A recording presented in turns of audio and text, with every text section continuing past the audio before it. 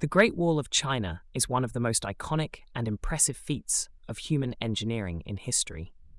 It stretches thousands of miles across the northern borders of China and has served various purposes over the centuries, from military defense to symbolic unification. Construction of the Great Wall spanned multiple dynasties, evolving in form and function over more than 2,000 years. Early walls and predecessors, 7th to 3rd century BCE, the Warring States period, 475 to 221 BCE. The earliest predecessors of the Great Wall were constructed during the Warring States period when China was divided into several competing states. Each state built its own walls for defense against invasions by rival states and nomadic tribes from the north, such as the Xiongnu. These early walls were made primarily of packed earth and gravel. Qin Wall origins. The states of Qin, Yan, and Zhao constructed the earliest sections of what would later be integrated into the Great Wall. These structures, however, were not connected and served as independent fortifications.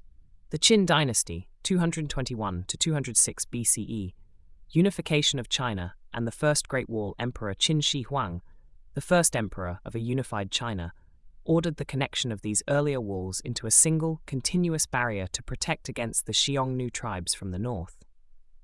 This project is often considered the true beginning of the Great Wall as a unified structure. The Qin version of the wall extended about 5,000 kilometers, 3,100 miles, and was built primarily with compacted earth, stones, and wooden planks. The construction was an enormous undertaking, involving hundreds of thousands of laborers, including soldiers, peasants, and convicts. Many workers died due to the harsh conditions, leading to the wall being nicknamed the longest cemetery on Earth. Purpose and structure. The Qin Wall served primarily as a military defense against northern invaders. Watchtowers were built at regular intervals for surveillance, and troops were stationed along the wall to respond quickly to threats.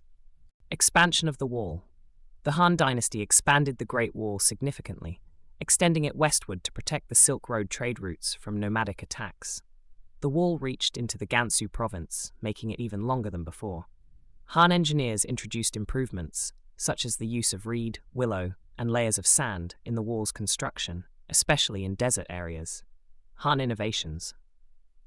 Unlike the Qin Wall, which was primarily defensive, the Han Wall also served as a means to control trade, immigration, and emigration. It acted as a barrier to regulate movement along the Silk Road. Decline and fragmentation, 220 to 618 CE. Period of disunity. During the period between the Han and Sui dynasty, known as the Six Dynasties period, 220 to 589 CE, China experienced political fragmentation and instability. As a result, the wall fell into disrepair and some sections were abandoned. However, some local kingdoms continued to maintain and build their own fortifications for regional defense. The Sui and Tang dynasties, 581 to 907 CE. The Sui dynasty, 581 to 618 CE. Emperor Yang of Sui initiated repairs and extensions of the Great Wall to protect against the Gökturks, a Turkic nomadic confederation. However, due to the Sui dynasty's short reign and internal issues, the construction efforts were limited. The Tang dynasty, 618 to 907 CE. During the Tang dynasty, China expanded its influence far into Central Asia, and the Great Wall became less important as a defensive structure. The Tang rulers did not prioritize the maintenance or expansion of the wall, allowing many sections to deteriorate. Liao and Jin dynasties. During the Liao 907 to 1125 and Jin 1150 to 1234 dynasties, various northern nomadic groups controlled large parts of northern China. They built new defensive walls and fortifications, but these were independent of the Great Wall. The Song dynasty 960 to 1279 CE.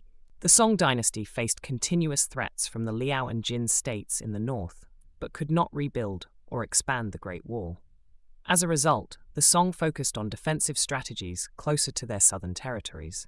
Mongol invasion and the Yuan era. The Yuan dynasty, established by Kublai Khan, did not prioritize the Great Wall since they were a Mongol-led dynasty with control over the vast steppes to the north. As a result, the Great Wall was left largely unattended during this period. The Ming Dynasty, 1368 to 1644 CE, the Golden Age of the Great Wall. The Ming Dynasty is credited with building the most well-known sections of the Great Wall that we see today. Unlike earlier structures made of earth and wood, the Ming walls were constructed with bricks, stone, and mortar, making them much stronger and more durable. Purpose and military defense. The Ming faced constant threats from the Mongols and other northern tribes. As a result, they embarked on a massive construction project to rebuild, extend, and fortify the Great Wall. The wall's length during this time was about 8,850 kilometers, 5,500 miles. The Ming constructed watchtowers, fortresses, and beacon towers along the wall. These structures allowed troops to quickly communicate using smoke signals, flags, and fire. Notable sections. Built during the Ming Dynasty, the Battling section, located near Beijing, is one of the most famous and well-preserved segments built during the Ming Dynasty. It served as a critical point of defense and is now a popular tourist destination. The Mutianyu, Simitai, and Jinshanling sections are also well preserved and showcase the architectural advancements of the Ming period. The Qing Dynasty, 1644 to 1912 CE. The Qing Dynasty, founded by the Manchus, expanded China's borders far beyond the Great Wall, including Mongolia and other territories to the north. As a result, the Great Wall lost its defensive significance and was no longer maintained as a military fortification. Natural decay and neglect. Over time, sections of the wall were damaged by natural elements, and without regular maintenance, parts began to crumble. Local people also took bricks and stones from the wall for their own construction projects. The Great Wall in modern times, 20th century present. Rediscovery and restoration. In the 20th century, the Great Wall became a symbol of Chinese identity and national pride. Efforts were made to restore and preserve certain sections, especially after the founding of the People's Republic of China in 1949. In 1987, the Great Wall was designated a UNESCO World Heritage Site, recognizing its historical and cultural significance. Tourism and global recognition. The Great Wall has since become one of the world's most popular tourist destinations, attracting millions of visitors each year. Restoration projects continue, although the sheer length of the wall means that many remote sections remain in ruins or buried under sand and vegetation. Myths and facts about the Great Wall. Can it be seen from space? A popular myth is that the Great Wall is visible from the moon. However, this is not true. While it may be visible from low Earth orbit under the right conditions, it is not discernible from the moon. The length of the wall.